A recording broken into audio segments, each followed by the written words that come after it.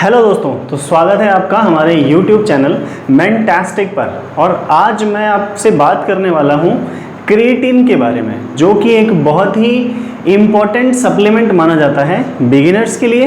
और इंटरमीडिएट और advance level athlete भी क्रिएटिन का यूज़ करते हैं। तो क्रिएटिन के बारे में बहुत सारी मिसकंसेप्शंस हैं, बहुत सारी अलग अलग बातें हैं जो कि आपको अलग अलग जगहों से पता चलती हैं। तो वो सारी बातों के बारे में हम जानने वाले हैं कि क्रिएटिन बेसिकली क्या होता है और उसका आपकी बॉडी में वर्क क्या होता है, यानी वो किस तरीके से आपकी बॉडी में फंक्शन करता है, वो कैसे आपकी बॉडी में चेंजेस लाता है। तो वो सारी चीज़ें हम जानेंगे। और बहुत सारे लोगों को आपने सुना होगा क्रिएटिन के बारे में बोलते हुए, क्रिएटिन आपके लिए एक वरदान है। All about creatine. I do recommend creatine. Micronised creatine creatine supplement. हम जानते हैं क्रिएटिन के बारे में अपने कुछ दोस्तों से। तो चलिए देखते हैं वो क्या बोलते हैं। ए बिडू, क्रिएटिन नहीं लेने का बिडू, क्रिएटिन स्टेरॉइड होता है, इससे मसल में पानी भर जाता है। बिडू, क्रिएटिन बहुत बेकार चीज़ है, क्रिएटिन नहीं लेने का। मैं बताता हूँ तेरे को, नेचुरल और एकदम मस्त देसी जुगाड़, चल मेरे साथ, चल मैं बताता हूँ तुझे। भैया क्रिएटिन बहुत बेकार चीज़ होती है भैया, मैंने सुना है, मैंने देखा भी है, नेट पे बहुत सारे वीडियोस में बताया है कि क्रिएटिन जो है वो बेकार चीज़ होती है, हमें क्रिएटिन नहीं लेना चाहिए। तो गाइस जैसा कि देखा आप लोगों ने कि अलग अलग लोगों में अलग अलग टाइप की बातें हैं क्रिएटिन को लेकर। तो चलिए इस वीडियो में हम उन सारी बातों को जानने की कोशिश करते हैं। देखिए, सबसे पहले जानते हैं कि क्रिएटिन होता क्या है। देखिए, क्रिएटिन एक माइक्रो न्यूट्रिएंट है, यानी कि जैसे और अमीनो एसिड्स होते हैं वैसे ही क्रिएटिन एक टाइप का अमीनो एसिड है। अब अमीनो एसिड क्या करते हैं आपकी बॉडी के अंदर कि वो आपकी बॉडी को ग्रो करने में हेल्प करते हैं। तो क्रिएटिन भी आपकी बॉडी को ग्रो करने में हेल्प करता है, बट वो इनडायरेक्ट तरीके से करता है।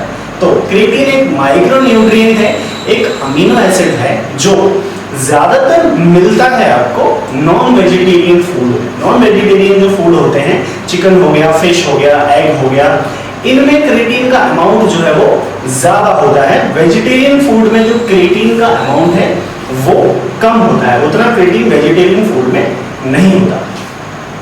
तो ये तो हो गई क्रिएटिन की बात कि क्रिएटिन होता क्या है। अब चलते हैं कि क्रिएटिन कितने टाइप का होता है। तो बहुत सारे टाइप का क्रिएटिन होता है, अलग अलग टाइप के क्रिएटिन बनाए गए हैं। देखिए, creatine monohydrate, creatine citrate, creatine nitrate, creatine hydrochloric, creatine, अलग अलग टाइप का क्रिएटिन होता है, बहुत अलग अलग तरीके के क्रिएटिन होते हैं। और इसमें सिर्फ डिफरेंस इतना होता है कि आपको वो क्रिएटिन किसी दूसरे कंपाउंड के साथ जो ज्यादा डाइजेस्टिबल है या ज्यादा आपकी बॉडी में एब्जॉर्ब हो सकता है उसके साथ मिलाकर दिया जाता है।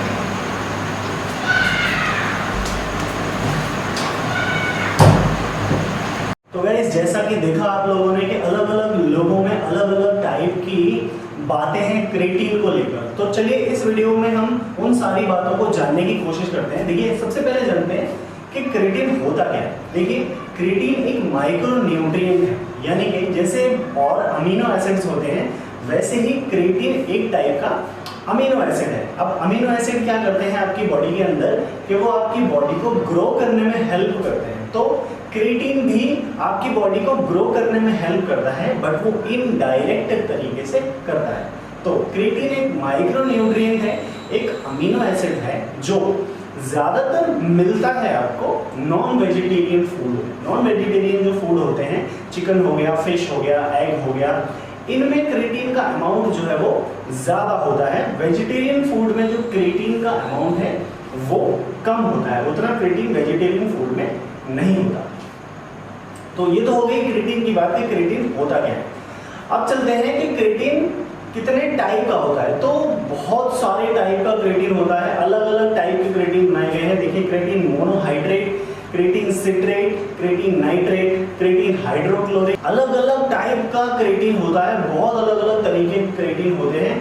और इसमें सिर्फ डिफरेंस इतना होता है कि आपको वो क्रिएटिन किसी दूसरे कंपाउंड के साथ जो ज्यादा डाइजेस्टिबल है या ज्यादा आपकी बॉडी में एब्जॉर्ब हो सकता है उसके साथ मिलाकर दिया जाता है। अब बात कर लेते हैं क्रिएटिन के इफेक्ट की आपकी बॉडी के अंदर। तो जब आप क्रिएटिन कंज्यूम करते हैं तो क्रिएटिन आपकी बॉडी में मसल की स्ट्रेंथ को इंक्रीज करता है। मसल स्ट्रेंथ इंक्रीज करने का मतलब कि क्रिएटिन आपकी बॉडी की स्ट्रेंथ बढ़ा देता है, जिससे आप ज्यादा वेट उठा पाते हैं, ज्यादा वेट को उठा लेते हैं। और दूसरा, क्रिएटिन आपकी बॉडी की पावर इंक्रीज करता है, लगभग 25% आपकी बॉडी की पावर को क्रिएटिन बढ़ा देता है। दूसरा, क्रिएटिन आपकी बॉडी में रिकवरी को बढ़ाता है, यानी आपकी बॉडी, अगर आप एक्सरसाइज वगैरह करते हैं तो आपकी बॉडी की रिकवरी तेज हो जाती है अगर आप क्रिएटिन को कंज्यूम करते हैं। तो ये आपकी बॉडी में इफेक्ट डालता है क्रिएटिन।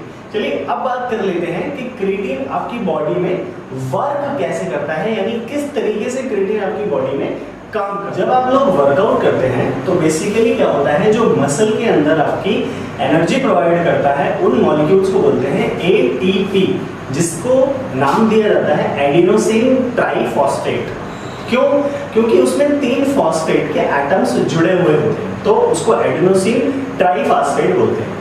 अच्छा, जब आप एक्सरसाइज करते हैं या वर्कआउट करते हैं तो बेसिकली होता क्या है कि ये एडिनोसिन ट्राइफॉस्फेट के जो मॉलिक्यूल हैं इसमें से एक लास्ट वाला जो फॉस्फेट है वो बर्स्ट होता है, और जैसे ही आप हैवी मूवमेंट करते हैं तो उस बर्स्ट से जो एनर्जी रिलीज होती है उस एनर्जी से आप वो हैवी मूवमेंट कर पाते हैं। तो एक फॉस्फेट का मॉलिक्यूल टूट जाता है और उसके टूटने की वजह से क्या होता है कि आपको एनर्जी मिलती है और वो बदल जाता है मॉलिक्यूल एटीपी, वो बदलता है एडीपी में, जिसको बोलते हैं एडिनोसिन डाइफॉस्फेट, यानी उसमें 2 फॉस्फेट के मॉलिक्यूल होते हैं।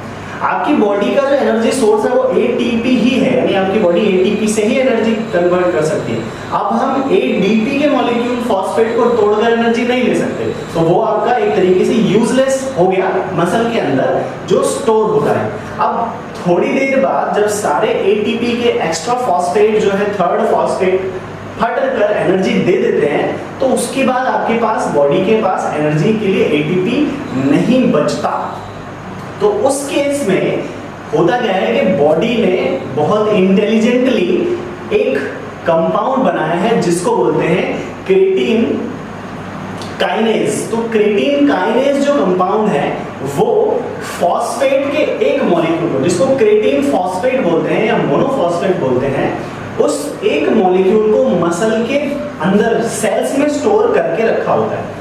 तो बेसिकली होता क्या है कि जैसे ही आपका वो एटीपी एडीपी में कन्वर्ट होता है तो मसल को सिग्नल जाता है और वो सेल उस क्रिएटिन मोनोफॉस्फेट को लेकर जाती है और उस एडीपी के साथ जुड़कर वापस से एटीपी बना लेती है।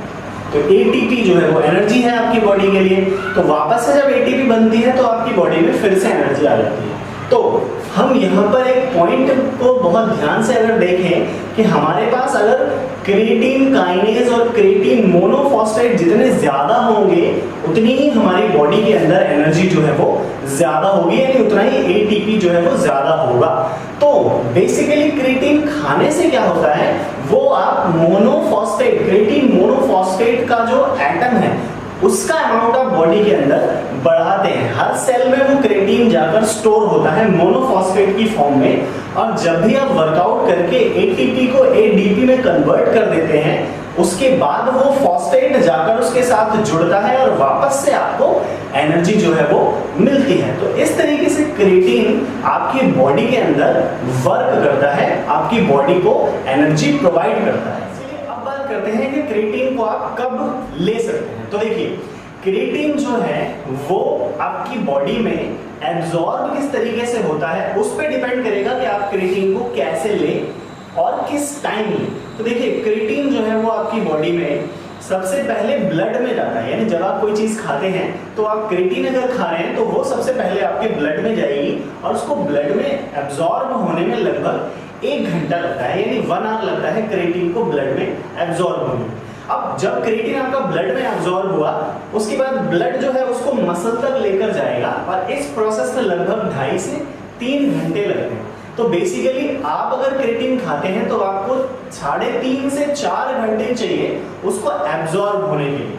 तो जो लोग कहते हैं कि क्रिएटिन प्री वर्कआउट में लेना चाहिए, उसका कोई मतलब नहीं है, क्योंकि प्री वर्कआउट आप वर्कआउट से आधे घंटे पहले लेते हैं और आधा घंटा में तो क्रिएटिन एब्जॉर्ब ही नहीं होने वाला है, तो उसको उस टाइम लेने का तो कोई मतलब ही नहीं है। दूसरा, क्रिएटिन आपकी बॉडी के अंदर से पानी को एब्जॉर्ब करता है, यानी पानी जो है क्रिएटिन को ज्यादा चाहिए। तो क्योंकि क्रिएटिन आपकी बॉडी के अंदर से पानी को एब्जॉर्ब करता है, इसलिए आप उसे वर्कआउट से पहले नहीं ले सकते, क्योंकि आप वर्कआउट से पहले अगर लेंगे तो आपको ज्यादा पानी कंज्यूम करना पड़ेगा, जिससे आपका वर्कआउट जो है वो अफेक्ट होगा। दूसरी चीज, आपको क्रिएटिन कब लेना चाहिए? तो बेसिकली क्रिएटिन कब लेना चाहिए ये बात डिपेंड करती है कि क्रिएटिन का एब्जॉर्प्शन किसके साथ सबसे ज्यादा होता है। तो देखिए, क्रिएटिन का एब्जॉर्प्शन होता है कार्बोहाइड्रेट्स के साथ सबसे ज्यादा और प्रोटीन और सॉल्ट के साथ सबसे ज्यादा होता है। तो बेसिकली क्रिएटिन को आप या तो अपने प्रोटीन शेक में मिलाकर ले सकते हैं, जैसे कि मैं लेता हूं। मैं अपने प्रोटीन शेक में 5 ग्राम क्रिएटिन मिलाता हूं और उसको ले लेता हूं, तो इस तरीके से मेरा क्रिएटिन जो है वो कंज्यूम हो जाता है। जबकि आप कार्बोहाइड्रेट्स के साथ भी क्रिएटिन ले सकते हैं, क्योंकि कार्बोहाइड्रेट्स के साथ क्रिएटिन जो है वो बेस्ट एब्जॉर्ब होता है, यानी बहुत अच्छे से बॉडी को एब्जॉर्ब होता है। तो ये टाइम है आपका क्रिएटिन को लेने का। आप प्रोटीन के साथ ले सकते हैं, पर प्री वर्कआउट लेने का क्रिएटिन को कोई मतलब नहीं। दोस्तों, अब बात कर रहे हैं कि आपको क्रिएटिन कितना लेना चाहिए। देखिए, बेसिकली आपको क्रिएटिन जो है वो 3 ग्राम क्रिएटिन आप मैक्सिमम पर डे ले सकते हैं लाइफ टाइम के लिए, यानी आपको कोई बंद करने की जरूरत नहीं है क्रिएटिन को। बट ये क्रिएटिन का हाफ अमाउंट आपको लेना है अपने डेली डाइट से और हाफ अमाउंट आपको लेना है अपने सप्लीमेंट से। क्रिएटिन सप्लीमेंट भी आप ले सकते हैं क्रिएटिन की रिक्वायरमेंट को पूरा करने के लिए, बट आप 3 ग्राम से ज्यादा क्रिएटिन नहीं ले सकते। अगर आपको क्रिएटिन, अगर आपकी जो वर्क है वो ज्यादा है, आप ज्यादा हैवी लिफ्टिंग करते हैं, तो मैक्सिमम आप 5 ग्राम तक जा सकते हैं।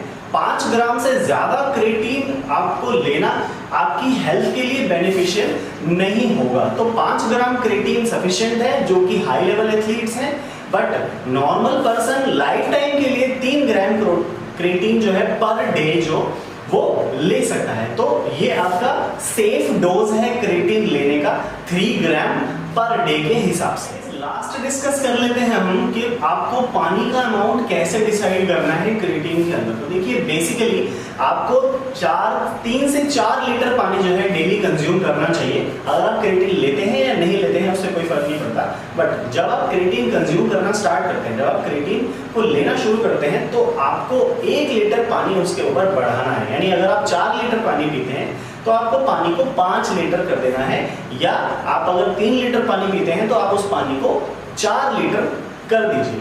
इससे बेसिकली होता क्या है कि क्रिएटिन जो आपकी मसल के अंदर वाटर के साथ स्टोर होता है, तो वाटर रिटेंशन करता है क्रिएटिन, पानी बढ़ाता है आपकी मसल के अंदर, तो आपकी बॉडी को एक्स्ट्रा पानी की जरूरत होती है, जिसकी वजह से आपकी बॉडी में पानी की कमी हो जाती है, तो जिसको आपको पानी पीकर ही पूरा करना होता है। गाइस, जो क्रिएटिन के बारे में मिसकंसेप्शंस हैं, यानी जो क्रिएटिन के बारे में गलत धारणाएं हैं, उन गलत धारणाओं के बारे में हम अपने अगले वीडियो में बात करेंगे। तो अगर आप हमारे सारे वीडियोस को देखना चाहते हैं तो आप हमारे चैनल को सब्सक्राइब करिए ऐसी ही इंफॉर्मेटिव वीडियोस के लिए और वर्कआउट और लाइफस्टाइल की वीडियोस के लिए, और हमारे बेल आइकन को भी दबाइए ताकि आप जो है हमारी वीडियो को सबसे पहले ले सकें, यानी आपके पास हमारी वीडियो जो है वो सबसे पहले पहुंच सके। आपके और कोई डाउट्स हैं अगर क्रिएटिन के बारे में, तो वो हमें कमेंट बॉक्स में बताइए, और अगले वीडियोस जो आप किसी टॉपिक पर चाहते हैं तो उसके सजेशंस भी आप हमें इस वीडियो के कमेंट बॉक्स में दे सकते हैं। गाइस, इस चैनल को सपोर्ट करिए और इस चैनल को ज्यादा से ज्यादा लोगों तक शेयर करिए, ताकि ये इंफॉर्मेशन जो है और दूसरे लोगों तक भी पहुंच सके, और हमारे चैनल को सब्सक्राइब करिए, और हम मिलेंगे अपने अगले वीडियो में। तब तक के लिए goodbye, take care and signing off.